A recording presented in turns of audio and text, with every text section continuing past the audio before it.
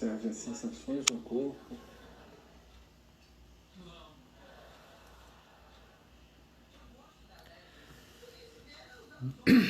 Boa noite a todos. Hoje é dia 5 de maio, 8h57, e hoje é o dia da aula do curso preparatório da EC, preparatório das pessoas que estão iniciando esse conhecimento do espiritismo, de como funciona, com Antônio César, Décio. Esse gesto é muito prático. Então hoje a gente vai conversar sobre justiça das aflições, por que vivemos em aflições, por que isso acontece. Vamos conversar sobre isso. Ao mesmo tempo, né, vamos aproveitar esse momento também para refletir, para nos harmonizar. Ô Dimas, tudo bem? Como é que você está? Vamos nos harmonizar, vamos entrar em sintonia com a espiritualidade, com procurar equilibrar os pensamentos, os sentimentos, muita informação, muita coisa acontecendo. Então hoje nós vamos conversar sobre isso, né? Vamos falar um pouquinho também sobre esquecimento do passado, assuntos interessantes, né? Sou Simões, boa noite. Para lembrar que na terça e na quarta-feira, terça e na quinta-feira, como eu faço algumas atividades que são ligadas ao que a gente pratica na EC, né? As aulas e as atividades, então eu tenho um outro formalismo, vamos dizer assim, né?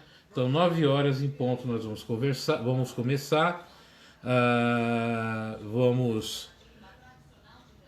Boa noite, Bárbara, como é que você está? Vamos fazer a nossa preparação de ambiente, né? Vamos ler uma mensagem. Hoje a gente vai falar sobre ciência e temperança e vou falar sobre o tema da aula hoje, né? Vamos encerrar com uma meditação, com uma prece, a vibração final, né? Para que a gente não perca o hábito, o costume, né, das nossas atividades, tá bom?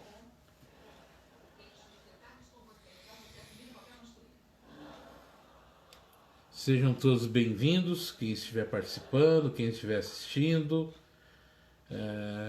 Muito bom estar com vocês essa noite.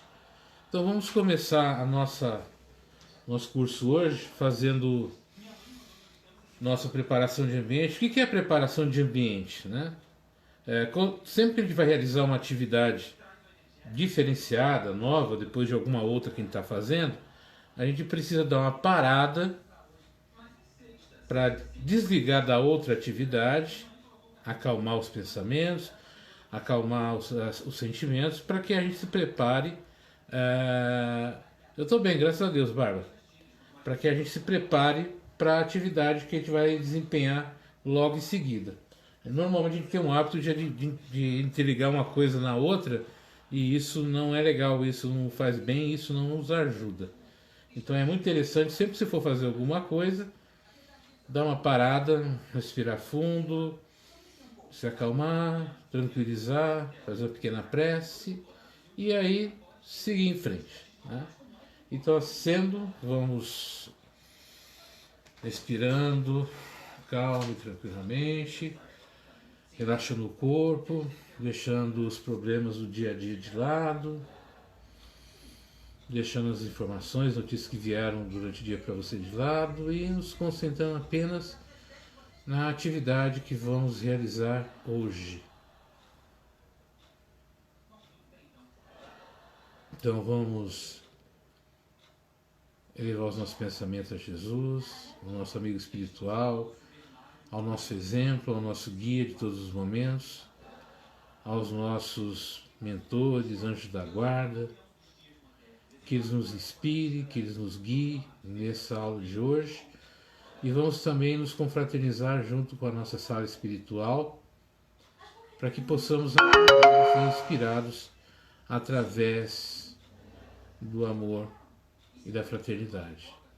Pedimos a Jesus, aos amigos espirituais, que durante essa atividade possamos receber dos amigos espirituais, da espiritualidade maior, um tratamento espiritual através de passes espirituais, que equilibre os nossos centros de força, equilibre os nossos pensamentos, as nossas energias, nos tranquilize, nos acalme, nos harmonize, bem como a nós, às pessoas que convivem com a gente ao nosso lar.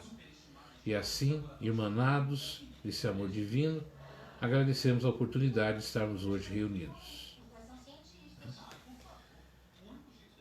Vamos começar então usando aqui o livro Vinha de Luz, da coleção Fonte Viva de Chico Xavier. Eu vou ler a mensagem 112, que é Ciência e Temperança. E a mensagem é assim: e a ciência, a temperança, a paciência, a piedade. 3 Pedro, de 1 a 6. Quem sabe precisa ser sóbrio. Não vale saber para destruir. Muita gente, aos primeiros contatos com a fonte de conhecimento, assume atitudes contraditórias, impondo ideias, golpeando aqui e acolá. Semelhantes expositores do saber nada mais realizam do que a perturbação.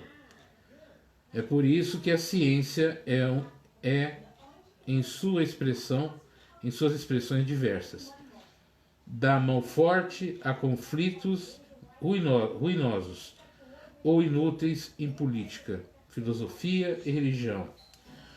Quase todos os desequilíbrios do mundo se originam na intemperança naqueles que aprenderam alguma coisa. Não esqueçamos, toda a ciência, desde o recanto mais humilde ao mais elevado da terra, exige ponderação. O homem do serviço de higiene precisa temperança, a fim de que a sua vassoura não constitua objeto de tropeço, tanto quanto o homem do governo necessita de sobriedade nos lançamentos das leis.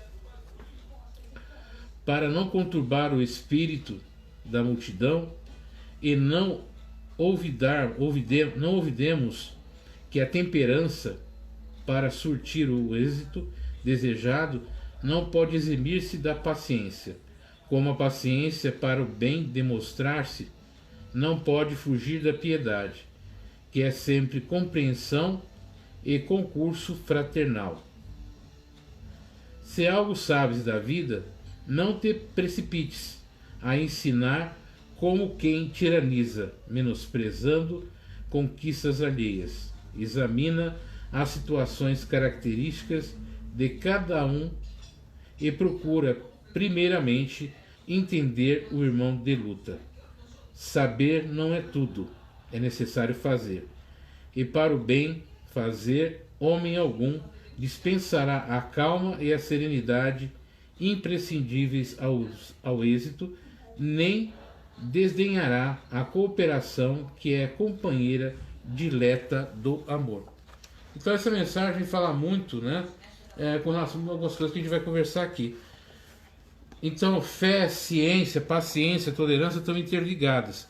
Então a gente não pode acreditar porque a gente tem um nível de conhecimento, ou maior ou menor, que a nossa fala seja mais importante ou menos importante do que as outras. Tem que ter equilíbrio, tem que ter paciência, a gente tem que aprender a ouvir os outros, compreender como cada um se enxerga. Então o equilíbrio, a paciência, a tolerância é fundamental. Nem tudo a ciência explica, nem tudo os outros segmentos explicam, mas todos se completam, Então é isso que tem a ver essa mensagem de hoje. Se alguém quiser fazer um comentário, pode fazer enquanto eu estiver comentando os nossos assuntos. Boa noite, Dona Jaci, como é que a senhora está? Né? Tudo bem? Então, hoje na aula, vamos falar um pouquinho, né, sobre as justiças. Boa noite, Dona Antônia. Justiças das aflições. E o texto começa assim: Bem-aventurança. Vendo ele as multidões, subiu a montanha. Ao sentar-se, aproximaram-se dele os seus discípulos, e pôs-se a falar e os ensinava, dizendo: Felizes os pobres no espírito, porque deles é o reino dos céus. Felizes os mansos, porque eles herdarão a terra. Felizes os aflitos, porque serão consolados. Felizes os que têm fome de sede da justiça, porque serão saciados. Felizes os misericordiosos, porque alcançarão a misericórdia. Felizes os puros de coração, porque verão a Deus. Felizes os que promovem a paz, porque serão chamados filhos de Deus. Felizes os que são perseguidos por causa da justiça, porque deles é o reino dos céus. Mateus 5, do 1 ao 10. Bíblia de Jerusalém, Paulo, segunda impressão. Toda a felicidade prometida por Jesus aos aflitos e necessitados do planeta Terra certamente virá na vida futura. Não é tremendamente difícil aceitar hoje o sofrimento, para desfrutarmos os dias venturosos no que... Boa noite, Helenice, como é que você está?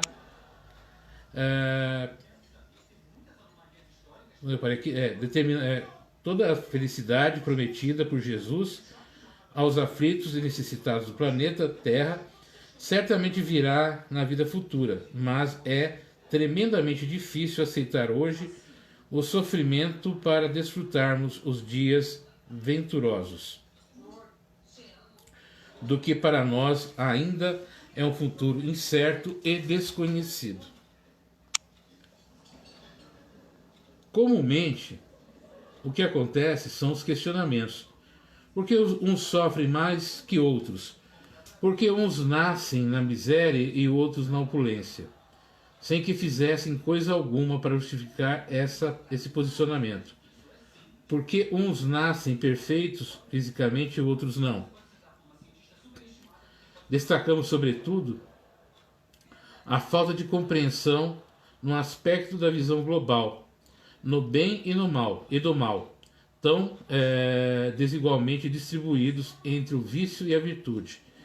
Enxergar homens de bem entre os maus e viciosos que prosperam em detrimento dos bons.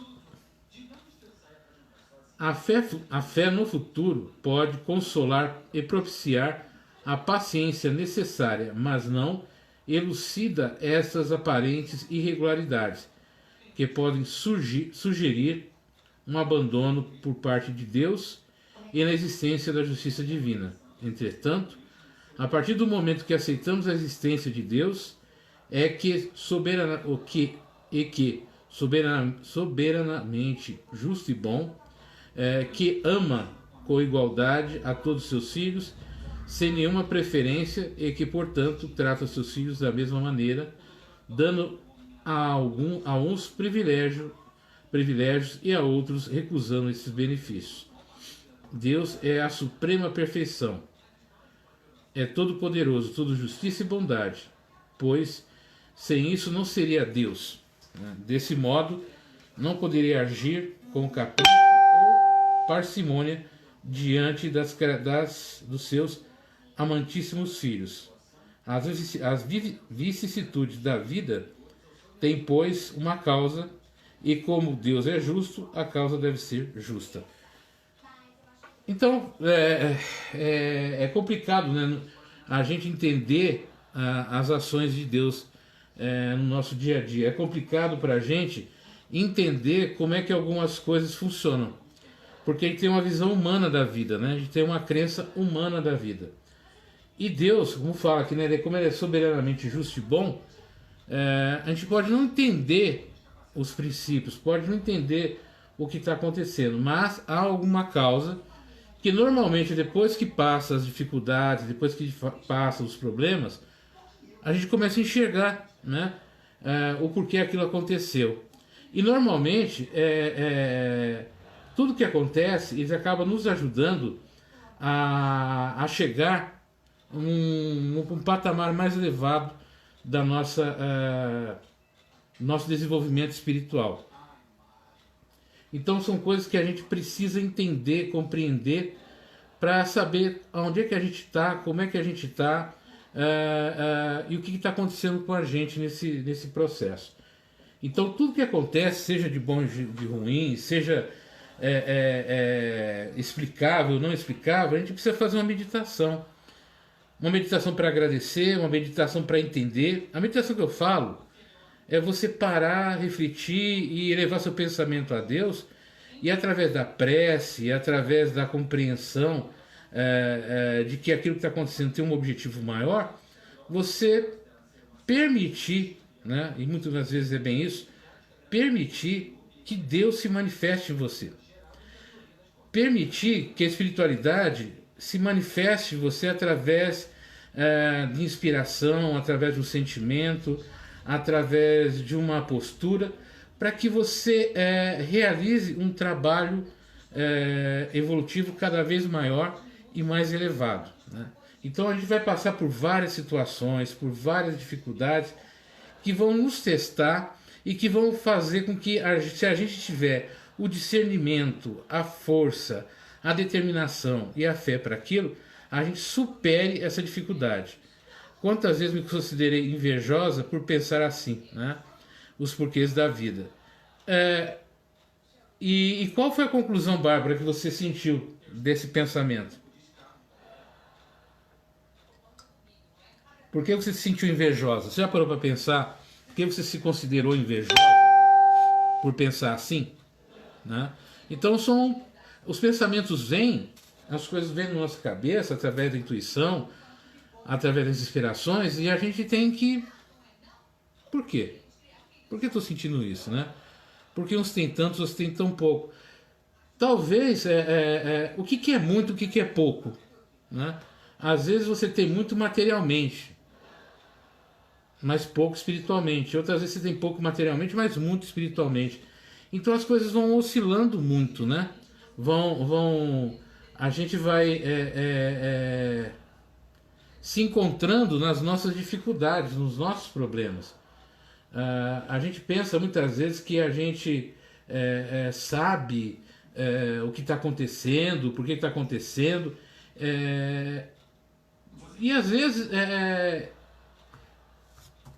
apenas um ponto de vista, né? Conforme a gente vai amadurecendo e vai se entendendo melhor, aquilo vai se tornando mais fácil para a gente, né? Deixa eu pegar um negócio aqui.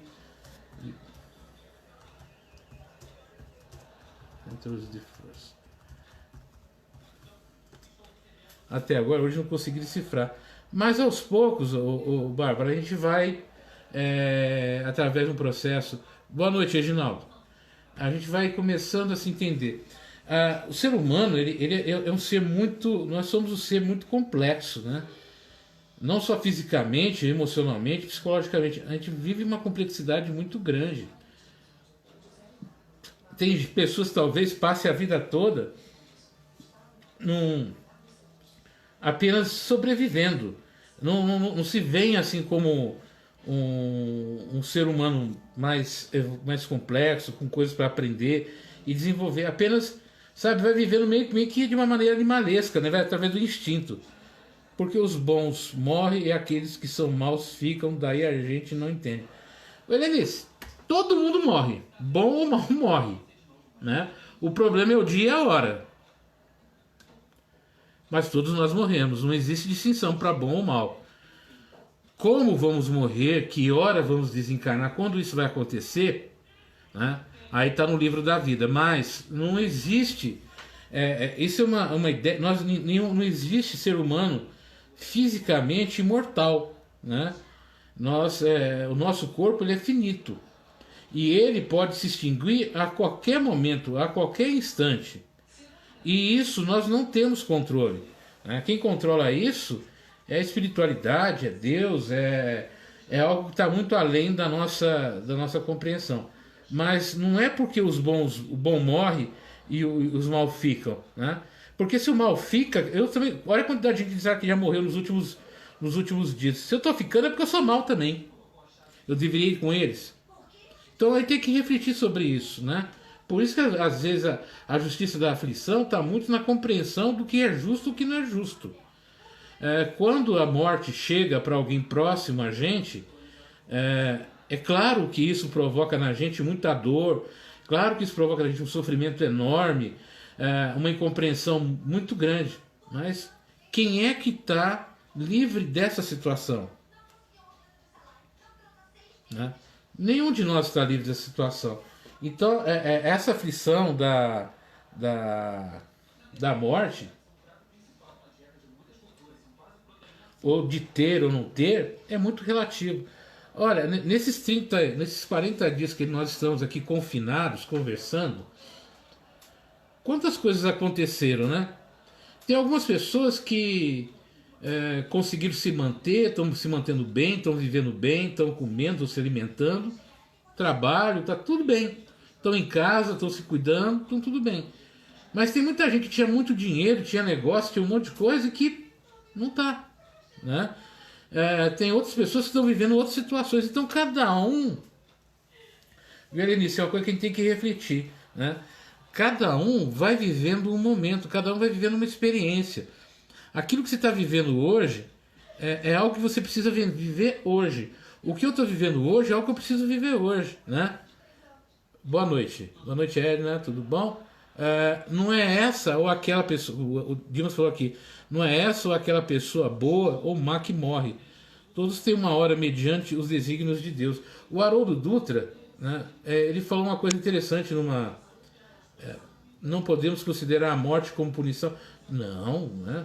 A morte não é a punição. A morte é uma condição da existência humana, né? A vida, ela tem dois momentos da vida. O momento que você nasce e o momento que você morre. Esses dois pontos são imutáveis. E a vida acontece nesse período, entre o nascer e o morrer, né? Mas não é que exista, vamos dizer assim, uma punição. Existe um momento, existe uma hora, um tempo de vida.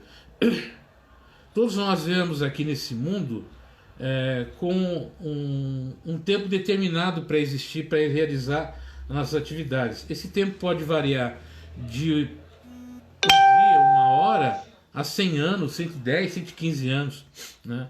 A gente não tem exatamente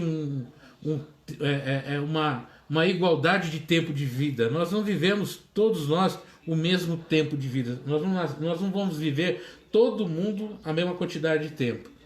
Todos nós iremos desencarnar em algum momento, em alguma situação. E todos nós, uma hora, algum momento... Por exemplo, Bárbara, vamos voltar à questão de justiça, porque uns têm, outros não têm. A gente precisa ver... Eu estava até fazendo aqui, eu vou até mostrar para vocês. Eu estava fazendo uma coisa aqui antes, né? Que é algo meu, né? Aqui. Eu fiz aqui meu eu negativo, meu eu positivo, né? E o meu eu escondido. Então, meu eu negativo eu coloquei aqui. Fiz uma avaliação pessoal, vou compartilhar com vocês. É esse daqui, meu eu negativo, tá? Ó, tá vendo? Então eu coloquei meu eu negativo. Eu no meio tá crítico, temeroso, apático, solitário, orgulhoso, né? Isso aqui são características minhas e um pouco tolo também. Essa aqui é meu eu negativo. Foi uma avaliação pessoal que eu fiz minha agora há pouco. A morte é o fim de um ciclo. Sim, é verdadeiro. Ó, esse aqui é o meu eu positivo. Então, meu eu positivo é a mediunidade que eu tenho, eu acho que positiva. Sou um bom comunicador, sou solidário, sou amigo, sou visionário, sou empreendedor. Esse é o meu lado positivo. E tem um lado meu que é escondido, né? Que poucas pessoas conhecem, né? Que é um eu realizado, ousado, otimista, alegre, forte e determinado. Agora, como é que pode um ser humano ter tudo isso, né? E isso é pouco, né? Porque Cada uma dessas características vão se envolvendo com outra e vão dando características pessoais minhas. Eu, por exemplo, vou fazer 52 anos agora. Tem hora que eu penso, poxa, eu poderia ter feito tanta coisa, eu poderia ter conseguido tanta coisa, né, e ainda não cheguei naquilo que eu queria. Mas aí eu penso, refletindo de uma outra maneira, eu passei por aquilo que eu precisava passar, eu aprendi aquilo que eu precisava aprender, né, eu vivi aquilo que eu precisava viver para estar fazendo o que eu estou fazendo hoje com vocês, esse trabalho que eu estou realizando com vocês. Foi só as experiências de vida, as perdas, os ganhos, o que eu aprendi, o que eu deixei de aprender, que me deu a sensibilidade e conhecimento para estar aqui agora conversando com vocês. Se eu não tivesse essa minha bagagem de vida, se eu não tivesse essa minha... Sim, solitário. Sou solitário, isso é uma característica negativa minha. Às vezes quando você tem um tipo de pensamento diferente do meio que você vive, da onde você convive, você se torna solitário, Dimas, né?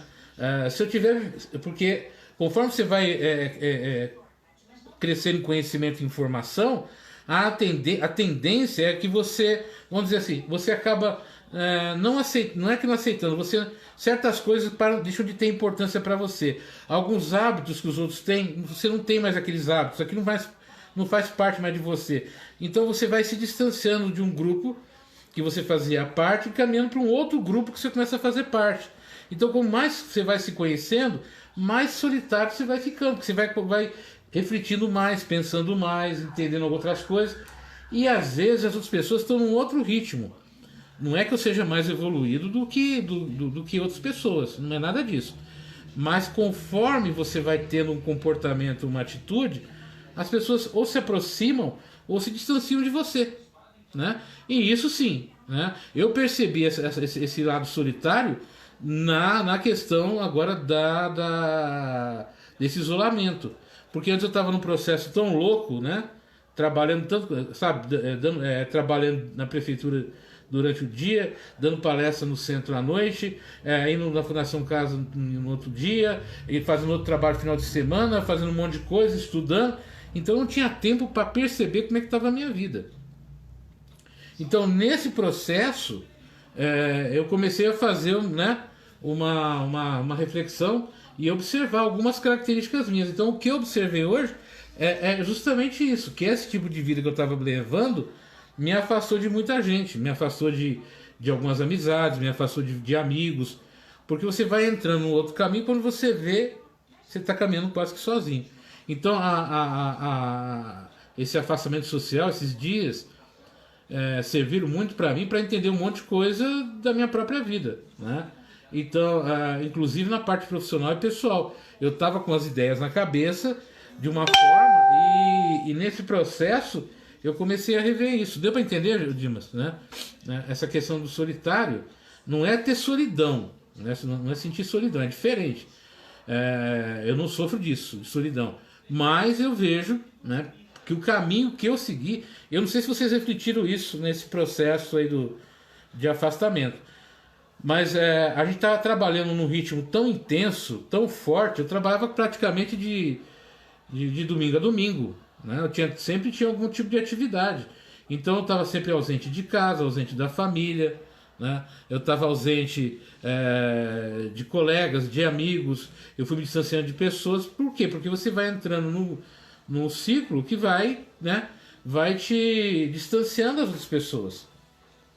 E aí eu volto para a Bárbara e também volto também para a Helenice, né? A gente começa a olhar a vida de uma outra maneira. Então, muitas coisas eu deixei de conquistar, vamos dizer assim, materialmente falando, para eu conquistar outras coisas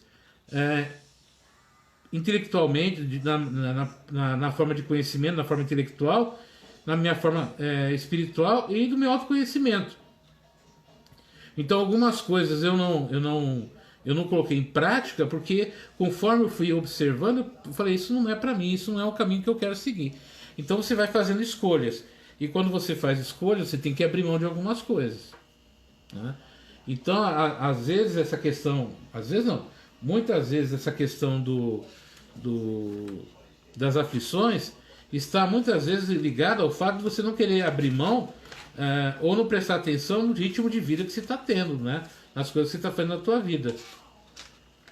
Né? O pessoal ficou até assustado aqui, né? Quando eu falei solitário. Um monte de gente tá vendo que vai ficar, nossa, ele. Mas faz parte do processo de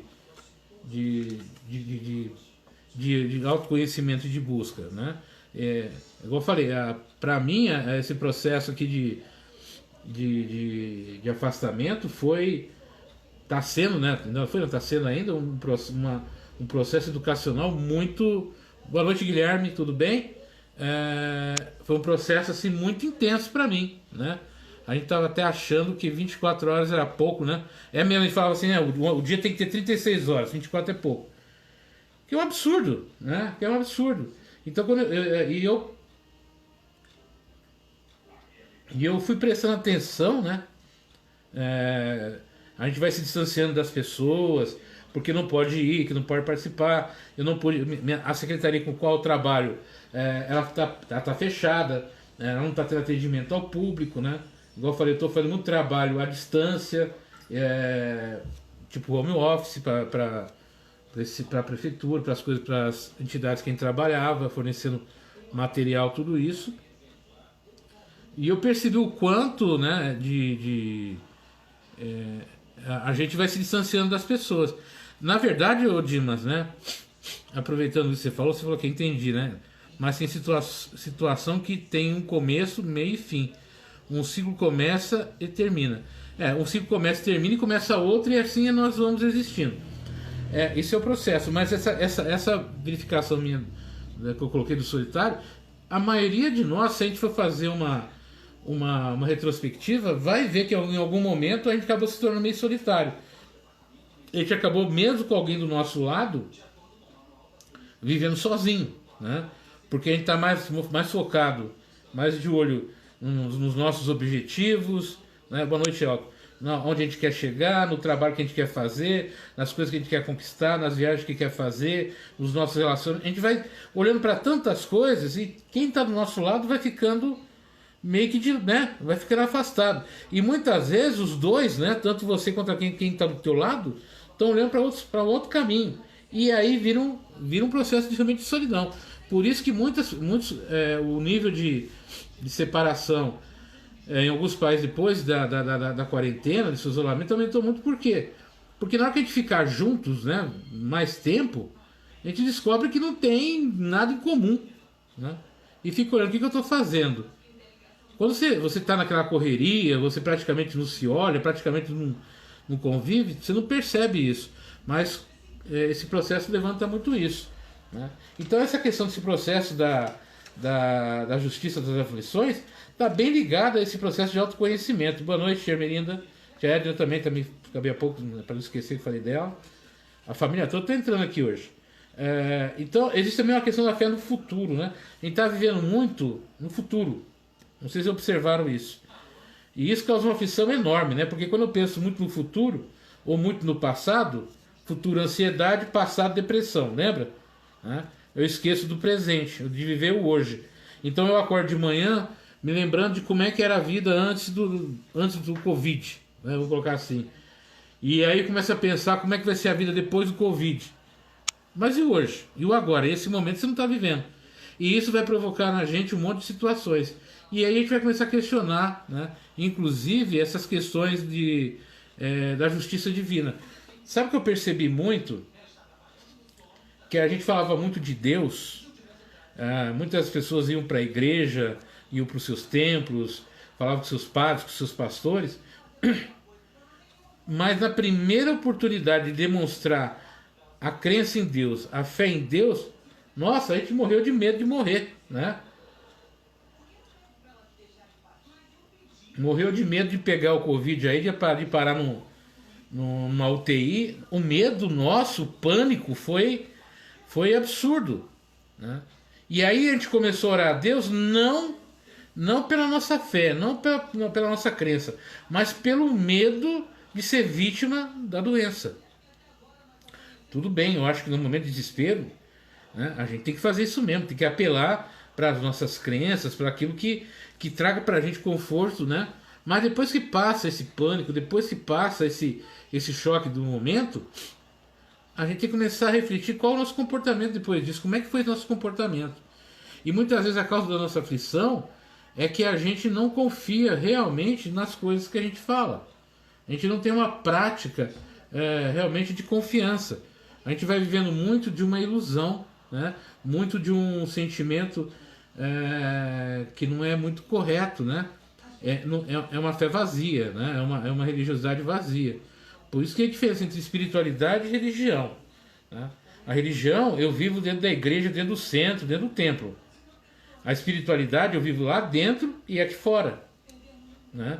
E a gente não estava vivendo a espiritualidade. Por isso que a gente sentiu tanta falta do ambiente religioso, né? Mas aí as coisas vão acontecendo, né? A gente vai aprendendo. Então as aflições estão muito ligadas a essas questões de como é que eu lido com as coisas que eu desconheço, né? E as coisas do céu, as coisas da espiritualidade, as coisas de Deus, não são conhecidas para a gente, são coisas desconhecidas. A gente vai lidar com isso através da nossa fé, né? Como eu disse ontem, filosoficamente, né? Quem tem dúvida tem fé. Se eu não tiver dúvida, é crença, né? Então, e a fé também é outra explicação da fé. Boa noite, Dona Ivonilde. É você acreditar em algo que, mesmo aparentemente não tendo possibilidade nenhuma de se resolver, um sentimento interno diz para você, vai dar certo. Não é ser otimista. Isso não tem nada a ver com otimismo. É um sentimento que você deposita num ser superior. No caso de quem é cristão, em Deus. Quem é budista em Buda, quem é de outra crença religiosa, na sua expressão máxima de religião. Tá dando para entender essa questão das aflições, né? Da justiça das aflições, né? E falar um pouquinho também, né? Então, na parte do texto que fala aqui também assim, né? Com a fé raciocinada, né, tenhamos a paciência consubstanciada e fornecida e fortalecida, abraçando os ideais da justiça divina, sempre trabalhando no momento atual para obtermos um amanhã mais venturoso, com humildade e caridade. Então a gente fala muito de fé raciocinada. O que é fé raciocinada? Vou tentar colocar de uma maneira bem clara. Se alguém pergunta para você, por que você tem certeza que algo vai acontecer? Porque eu tenho fé. Você tem fé em quem? Fé em Deus. Por que você tem fé em Deus? Porque eu tenho fé em Deus. Tem algo raciocinado nisso? Não, né? Mas como eu falo assim, olha, eu tenho certeza que isso vai acontecer porque eu tenho fé. Fé em Deus. Mas por que você tem fé em Deus? Porque basta olhar a natureza, basta olhar o céu, olha a criação, olha tudo que está acontecendo. Isso demonstra para mim que existe uma força maior, desconhecida, que rege e que mantém todo esse universo em equilíbrio. Ao mesmo tempo, eu acredito, né, que um ser como eu e você, com quem está conversando, que viemos de uma coisa tão pequenininha, um óvulo e um espermatozoide tão pequenininho, e que de repente naquele processo biológico vai se desenvolvendo e cria um ser que é capaz de pensar, raciocinar, respirar, andar, se equilibrar, criar coisas, fazer tanta coisa. Nós somos uma expressão de Deus. Isso é fé raciocinada, né? Tinha um escultor grego muito antigo chamado Fídias. E aí um dia perguntaram para ele assim, né? Por que vocês gregos, isso, né, na época antes de Cristo, por que vocês gregos representam os deuses com a forma humana, né? Porque você vai ver isso da mitologia, você vai ver todos os deuses tinham uma forma humana, né? A grande maioria, os deuses do Olympus, né, os deuses principais, tinham uma forma humana. A resposta dele foi a seguinte: se nós representamos os deuses na forma humana, é porque nós desconhecemos uma forma mais perfeita. Isso há mais de 3.000 anos atrás. Fídias disse isso. Se representamos os deuses de uma forma humana, é porque desconhecemos uma forma mais perfeita. Então isso quer dizer o que? Quanto mais eu vou evoluindo, a minha concepção de Deus, minha concepção de vida, de natureza, vai se modificando, vai se transformando. E essas injustiças, que a gente diz que são injustiças, se você começar a analisar e a pensar, são essas injustiças, essas dificuldades que nos proporcionam, boa noite, Tercília, nos proporcionam, a Tia Merina também está aqui, nos proporcionam o nosso crescimento, a nossa evolução e a nossa compreensão para o futuro maior. Tudo no mundo tem ação e reação, né? Então, para toda a ação tem uma reação. Nossa visão espírita diz assim que toda causa tem um efeito também, né? Então, tudo que você causa, tudo que você produz vai causar um efeito.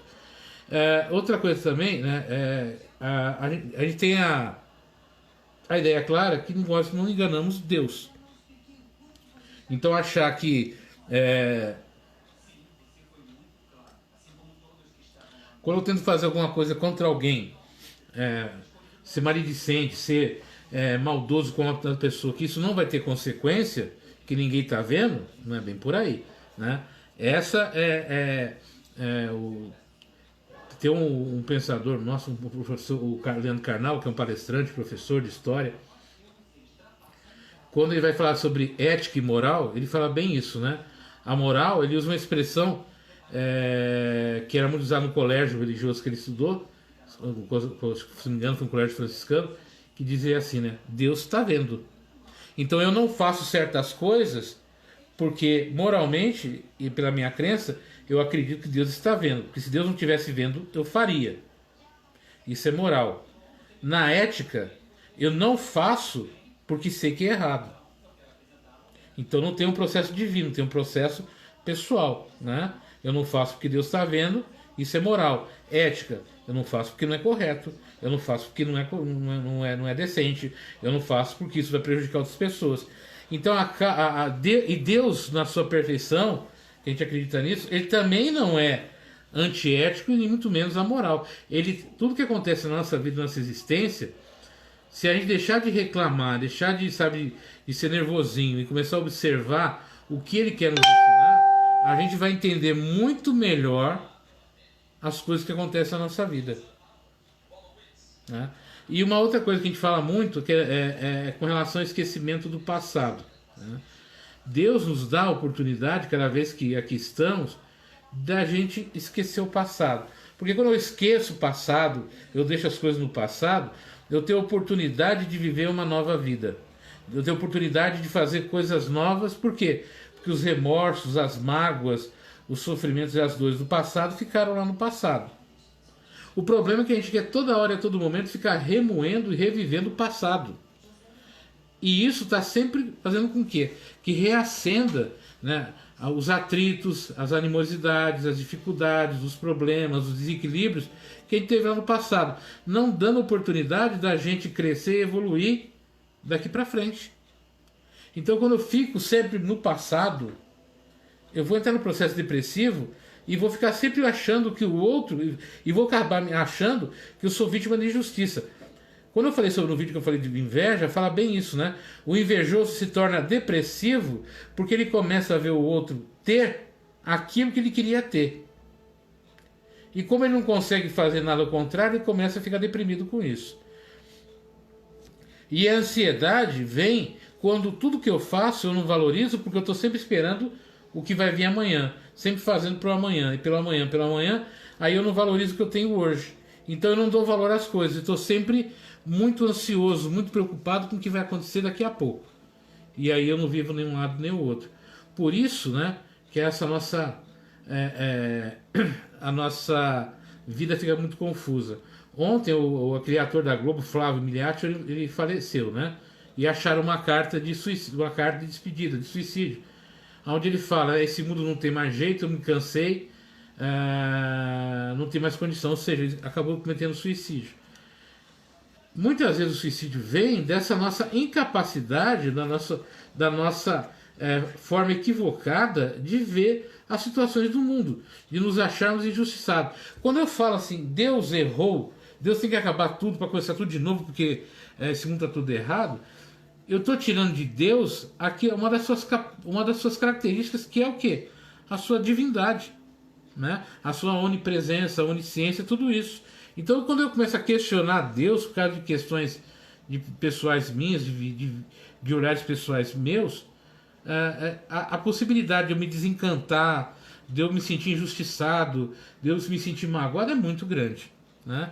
Por isso que quando ele fala naquela mensagem, ele fala com relação a gente valorizar o conhecimento do outro, independente se ele tem certificação, diploma ou não, mas aprender a valorizar as pessoas, respeitar as pessoas, cria na gente uma relação de equilíbrio muito maior, né? E é isso que vai fazer com que a gente tenha uma visão de mundo diferenciada, né? Tá dando para entender o que eu estou falando aqui? Eu estou falando muita coisa, né? Helenice, deu para entender? Dimas, Ercília, Yara, Herbert, né? O Herbert, por exemplo, né? Eu tenho uma dívida muito grande com ele. Me ajudou muito. Eu sempre falo muito dele porque é o seguinte, né? O Herbert não me conhecia e ele fazia parte de um trabalho em São Paulo, de um órgão de São Paulo, lá de uma entidade. E ele me deu a oportunidade, sem me conhecer, né? De eu fazer um curso muito bacana, de ter uma vivência muito legal, né? Não me conhecia, não sabia quem eu era, né? Só tinha contato aqui pelo Facebook. E um dia ele falou, vem aqui, no escritório que ele trabalhava, a gente foi conversar e ele me deu a oportunidade de fazer um curso muito bacana que eu fiz, foi uma semana e me enriqueceu muito, né? Outra pessoa é o Edilson Lopes. O Edilson Lopes ele tem uma empresa em São Paulo, a KLE, uma empresa de treinamento em São Paulo. E ele ia dar um treinamento e eu não tinha dinheiro para fazer o treinamento. Na época era R$600 um dia de treinamento. E eu peguei e mandei um e-mail para ele lá pra entidade dele lá que ele faz parte. E falei, ó, e eu sempre agradeço em público todas as pessoas que me ajudaram, né? E aí eu falei para ele, olha, eu não tenho condição financeira, eu faço isso, eu expliquei o meu trabalho, como é que está a situação. Eu falei, eu queria muito fazer o teu curso, mas eu não tenho condição de fazer, né? Porque é muito caro para mim pagar esses R$600 na época. E aí mandei o e-mail, não deu meia hora depois, eu recebi um retorno dele e falou, olha, se você quer realmente fazer, você vem aqui, dá seus dados e você vai fazer o curso, não vai precisar pagar, né? Pô, cara, sem me conhecer, sem nada.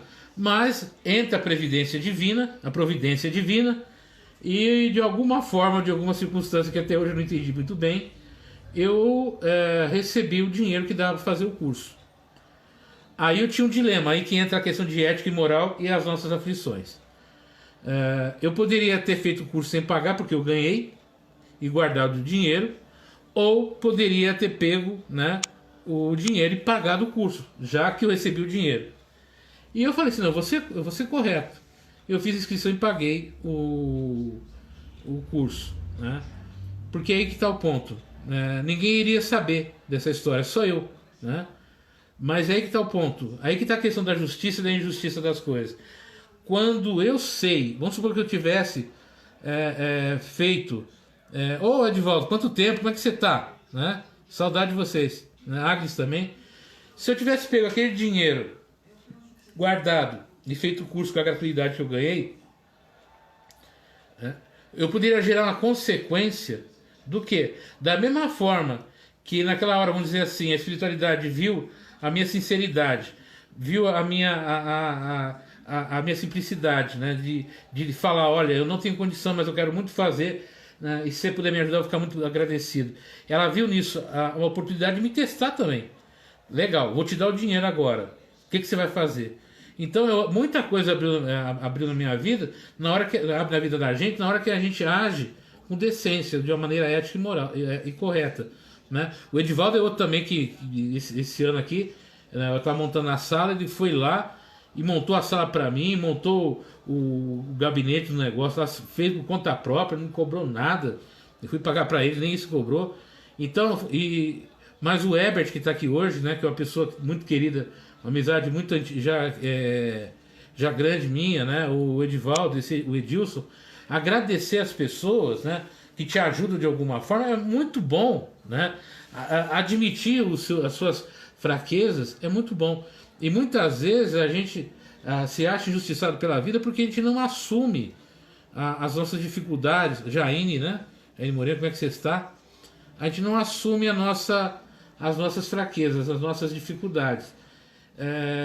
Então, sabe, é muito importante isso.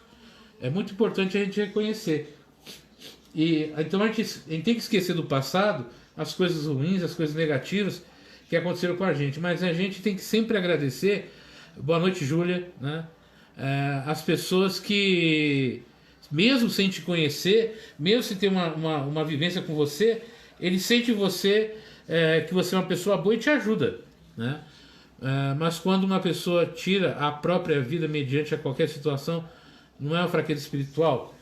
Dimas, olha, a questão do suicídio, a gente vai até conversar, né? A gente vai pegar um dia aí pra gente conversar mais profundamente sobre isso. É muito complicado a gente falar se isso é uma fraqueza espiritual, se a gente condenar exatamente o suicida, né? A gente vai pegar o caso, por exemplo, né, o Divaldo teve um caso de suicídio na família dele, da irmã dele. Tem vários casos. Sabe por que eu evito muito de fazer crítica? Porque muitas pessoas já tiveram alguém da sua família que por várias situações acabaram dando cabo à sua vida. E por respeito a essas pessoas assim, eu não gosto de falar de fraqueza, eu não gosto de falar para que ela não se sinta mais, né, mais triste, muitas vezes até pergunta, nossa, o que foi que eu fiz, né? Eu não consegui dar condições, então eu posso, né? E não é isso minha postura. Eu diria que não é uma fraqueza espiritual. Eu diria para você que é uma incompreensão da vida, né? Não igual do Flávio, né? Midiático, 85 anos. É uma incompreensão da vida. De repente ele começou a ter uma visão de vida um pouco distorcida. Ele começou a ter uma relação de vida um pouco complicada. Mas o suicídio tem uma outra questão também, né? A tentativa do suicídio é uma forma de comunicação. A tentativa do suicídio é uma forma de chamar atenção para ela, para a pessoa, falar, olha, eu estou aqui, me olha. E muitas vezes o suicídio na verdade, também uma forma de provocar dor e sofrimento no outro. São várias situações. Mas muitas vezes o suicida não queria se suicidar.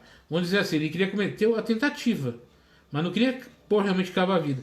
E quando ele percebe que ele foi além do limite, ele se arrepende. E a dor e o sofrimento do suicida é muito grande, né? Existe um livro chamado da Ivone Pereira, chamado Memórias do Suicida. Seria interessante, se você tiver a oportunidade, Dimas, ou qualquer um de vocês, de ler esse livro, né? Mas é um livro difícil, né? Esse livro levou 18 anos não para ser escrito, mas para ser colocado de uma forma que pudesse ser lido, porque o rascunho dele principal era muito tenso. A própria federação, na época que foi editar o livro, ela não conseguiu editar o livro do jeito que a Ivone psicografou na época, porque era muito tenso, era muito complicado. E aí demorou muito tempo para se chegar assim a uma edição que fosse que trouxesse a essência da história, né? Mas não tão chocante como foi os relatos. Então, é bom também a gente ler também, o Dimas, o livro Céu e Inferno, para a gente ler os relatos dos irmãos suicidas também, né? Então, até para entender essa questão da justiça divina, né? O nome do livro é Memórias do Suicida, da Ivone Pereira. Memórias de um Suicida. É um livro muito bom, li bastante esse livro, traz explicações de um monte de coisa, né? Não vou dar spoiler aqui não, para quem quiser comprar entender melhor a colocação. E dentro do meio espírita a gente tem uma preocupação muito séria com o suicídio, porque a gente sabe que a gente não morre, né? A gente só troca a vestimenta. O nome do autor no grupo. Mando sim, tá? Mas para quem não está no grupo lá, olha, Memórias de um Suicida, autora Ivone Pereira. Mas eu vou mandar para vocês o nome certinho. E aí depois que terminar o vídeo aqui, nos comentários eu deixo o nome do livro. E para quem lê a codificação, livro Céu e Inferno, que existem vários relatos lá de irmãos desencarnados que vão também encontrar também de suicidas e de outras situações, né? Para vocês terem uma noção melhor disso tudo, tá bom?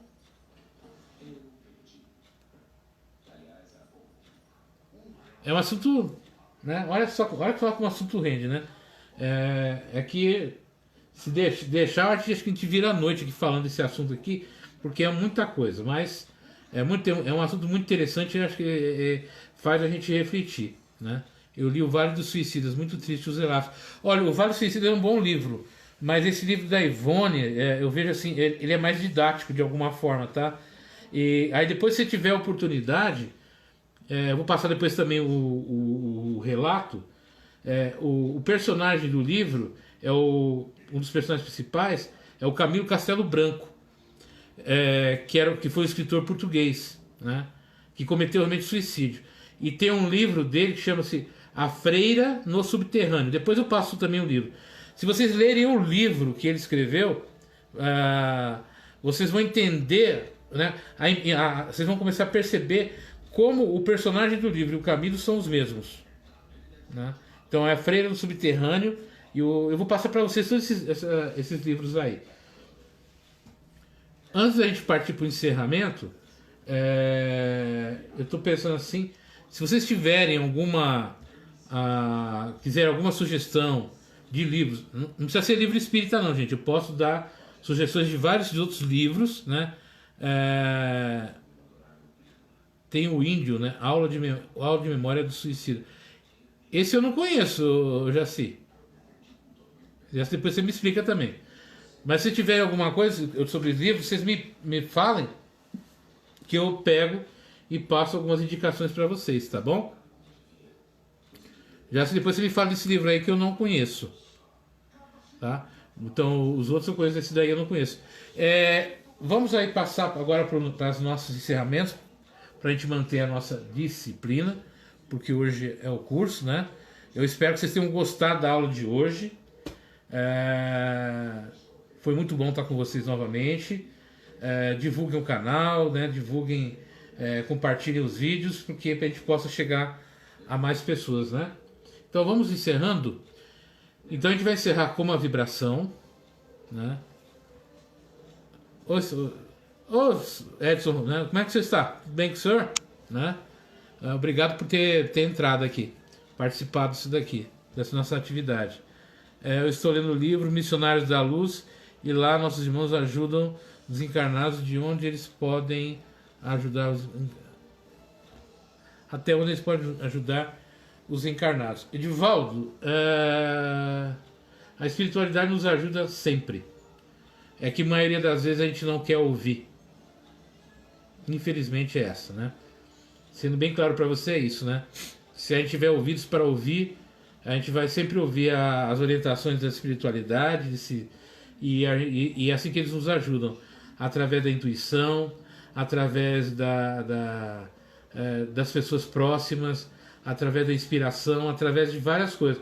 Mas a gente tem que estar com os ouvidos abertos, né? Os ouvidos da alma, os ouvidos do coração, para a gente entender o que tudo está acontecendo. Tá? Esse livro Missionários da Luz é muito bacana, né? Missionários, Mensageiros da Luz também é muito bom. Vamos encerrar para a gente não se perder, né? Então vamos fazer uma vibração. O que é a vibração? A gente vai elevar os nossos pensamentos à espiritualidade, ao Deus do nosso coração e nossa compreensão, e vibrar pelas pessoas que estão participando hoje desse curso, dessa aula, para que eles recebam vibrações de amor, de carinho, de proteção. Vibrar para as pessoas que estão na linha de frente, nos hospitais, na área de segurança, os maqueiros, o pessoal que faz as entregas, os motoristas de aplicativo, enfim, todos que estão trabalhando nesse momento difícil. Vibramos para o nosso planeta, para os nossos governantes, para que eles sejam inspirados pelo bem e encontrem as melhores soluções para a gente. E assim, nessa inspiração, nessa vibração maior, vamos agradecer aos nossos amigos espirituais, a classe espiritual que estiveram aqui hoje, que nos guiaram, nos orientaram e nos inspiraram para que a gente trouxesse a melhor informação possível. E levar o nosso pensamento a Deus, a Jesus, agradecendo a Jesus a oportunidade da nossa existência, a oportunidade do nosso trabalho, a oportunidade das adversidades que vivenciamos. Que a gente possa ter discernimento, possa ter compreensão de tudo que estamos passando e vivenciando. E que através da nossa fé, da nossa compreensão de Deus, sintamos a sua força, a sua inspiração e a sua sustentação nesses momentos. Que a presença do amor, da caridade e da fraternidade universal seja sempre presente em nós. Que assim seja. Gente, muito obrigado. Helenice. Muito obrigado a todos vocês que entraram, todos vocês que participaram. Amanhã, 9 horas, estamos de novo aqui, né, com outro tema. Na quinta, o nosso Evangelho no Lar. E assim nós vamos prosseguindo aqui até estivermos aqui liberados desse afastamento e as nossas vidas voltarem a uma certa normalidade. Mas mesmo assim, né, vamos continuar trabalhando, sempre estar aqui com vocês. E precisando de alguma coisa, entre em contato, manda uma mensagem, que a gente está sempre juntos, tá bom? Fiquem com Deus, até amanhã.